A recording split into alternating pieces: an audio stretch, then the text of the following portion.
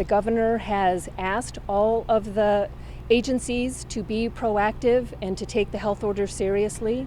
And so we are doing what our state has asked us to do. Del Mar is beefing up enforcement and education of COVID-19 rules. We're going to do that with extra patrol from the sheriff in our public spaces along Camino Del Mar and our parks and beaches. Part of a new pilot program, deputies will be hitting areas with lots of people like Del Mar's beaches. Downtown Del Mar will also be part of this new targeted enforcement. Basically, the way the pilot program works is over the next 4 months, the city will get to decide when and where to use these additional sheriff's deputies.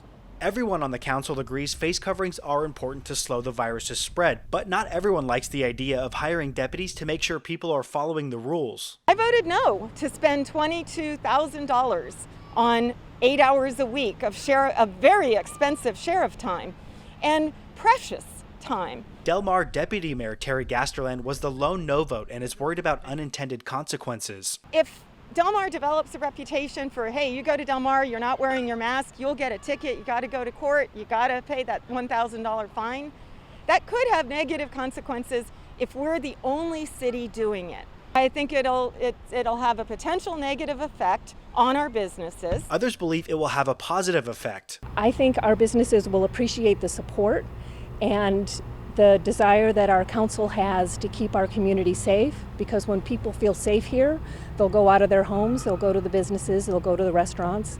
The idea is to focus enforcement on face coverings, but deputies can issue citations for any violations under state and county orders. They carry up to a $1,000 fine and/or up to 90 days in jail. Citing and fining it's a little much. I mean, if the fine was, maybe $50. The sheriff's department says they strive for voluntary compliance first, and most people will put on a face covering if they have to. The more people can get away from treating this like it's a political issue, the better.